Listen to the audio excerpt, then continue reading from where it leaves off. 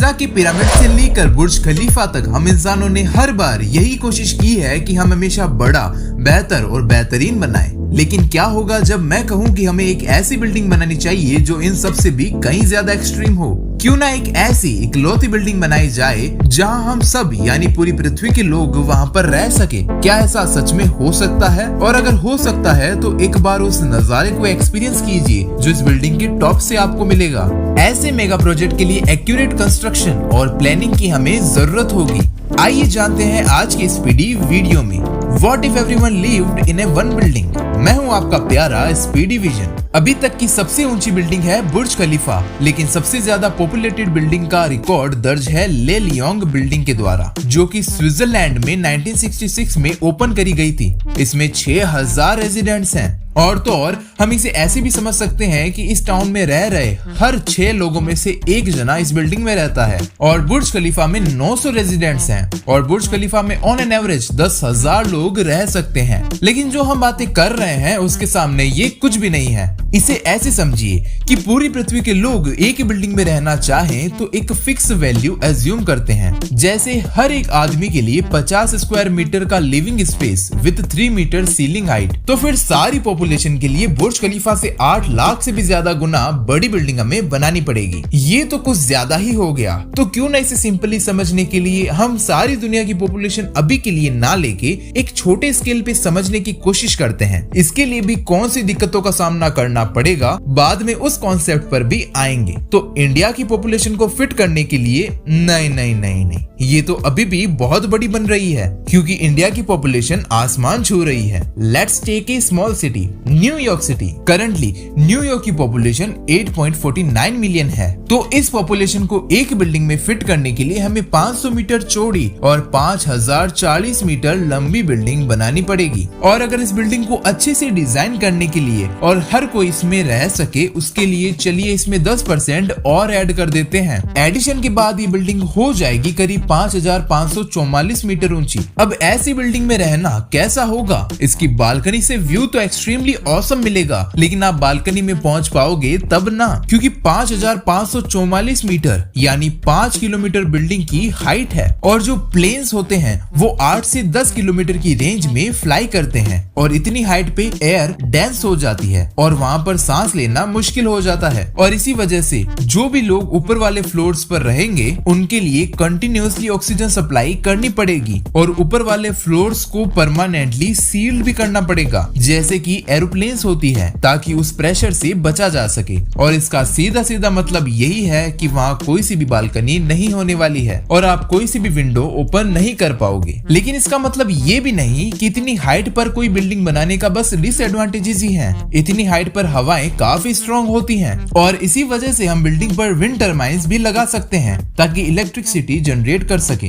जो कि इस बिल्डिंग के लिए भी काम आएगी और बाकी बिजली भी यही काम आएगी, क्योंकि पहले से ही पूरा न्यूयॉर्क इसी बिल्डिंग में रह रहा है। अब इतनी हाइट पर रहने का एक और नुकसान ये भी है कि इसमें नीचे ऊपर जाने में बहुत समय लग जाएगा। अगर हम इसमें एक नॉर्मल एलिवेटर लगा दें जो कि 3 किलोमीटर की हाइट को 1 आवर में ट्रेवल करती है, तो जो कोई भी 3 किलोमीटर ऊपर रह रहा होगा उसे 1 घंटा लग जाएगा ऊपर से नीचे आने के लिए, और 5 किलोमीटर वालों का तो पूछो ही मत। और अगर हम इसमें अभी तक की दुनिया की सबसे फास्टेस्ट एलिवेटर लगा भी दें, जो कि प्रेजेंट में शंघाई टावर में लगाई हुई है, उसको भी ये 5 किलोमीटर की डिस्टेंस को ट्रेवल करने में 15 मिनट लग जाएंगे। और अब आपके दिमाग में आ रहा होगा कि कभी ये एलिवेटर खराब हो गई या फिर इस बिल्डिंग में आग लग जाती है, तो फिर एक ही रास्ता होगा, सीढ़ियां। और कितनी सारी, करीब 5 किलोमीटर बड़ी हाइट से नीचे आना चलकर काफी अनप्रैक्टिकल सा लगता है। तो लंबी बिल्डिंग बनाने का कोई सेंस नहीं है, क्योंकि उसमें एडवांटेजेस के बजाय डिसएडवांटेजेस बहुत सारे हैं। फिर क्या किया जाए? क्यों ना हाइट को ही छोटा कर दिया जाए? तो न्यूयॉर्क की जनता प्लस 10% एडिशनली, ताकि सब कंफर्टेबली रह सके, तो हमारे सामने आती है एक क्यूब शेप बिल्डिंग जिसकी चौड़ाई और लंबाई सेम रहेगी, करीब 1115 मीटर। तो फिर ये बिल्डिंग बुर्ज खलीफा से सिर्फ 35% ज्यादा लंबी रहेगी और इस हाइट पे ये बिल्डिंग एयर ट्रेवल को भी डिस्टर्ब करेगी। उसके साथ इस बिल्डिंग को बनाएगा कौन, क्योंकि इसकी कॉस्ट इतनी आने वाली है। आइए कैलकुलेट करते हैं। बुर्ज खलीफा को बनाने में करीब $4.1 बिलियन डॉलर लगे थे, और जो हम बिल्डिंग बनाने की सोच रहे हैं वो बुर्ज खलीफा से 850 गुना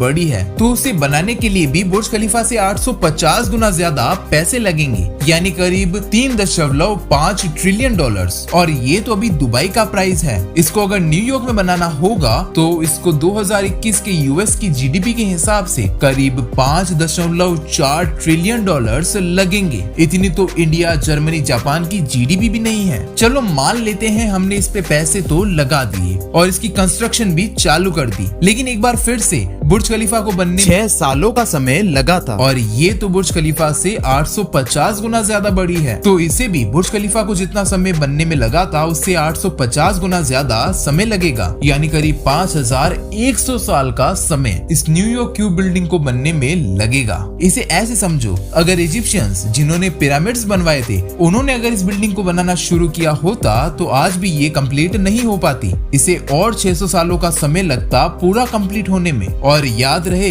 अभी हमने सिर्फ न्यूयॉर्क सिटी की पॉपुलेशन की ही बात की है। क्या होगा अगर सारी दुनिया के लोग एक ही बिल्डिंग में रहेंगे? अभी करंटली 8 बिलियन लोग अर्थ पर हैं, तो हमें 1.7 मिलियन फ्लोर्स बड़ी बिल्डिंग चाहिए होगी। ये इतना बड़ा स्काईस्क्रेपर होगा कि इंटरनेशनल स्पेस स्टेशन भी इस बिल्डिंग के मिडिल से गुजरेगा। और अगर किसी को इसके बॉटम से टॉप पे जाना होगा, वो भी एलिवेटर की मदद से, तो उसे 8 से 9 घंटे लिफ्ट में ही बिताने पड़ेंगे। ये बिल्डिंग 8 लाख गुना ज्यादा वॉल्यूम बड़ी होगी बुर्ज खलीफा से, और इस हिसाब से बुर्ज खलीफा को बनाने में 39,000 टन ऑफ स्टील लगा था। तो इस मेगा स्काईस्क्रेपर को 31 बिलियन टन ऑफ स्टील लगेगा इसे बनाने के लिए। लेकिन पूरे विश्व भर में सालाना सिर्फ 1.86 billion ton of steel produce होता है। तो एक बार फिर से ऐसे रिसोर्सेज और टेक्नोलॉजी अभी तो हमारे पास नहीं है जो कि ऐसे मेगा प्रोजेक्ट को पूरा कर सके। तो एक बार फिर से लंबी हाइट वाली बिल्डिंग बनाना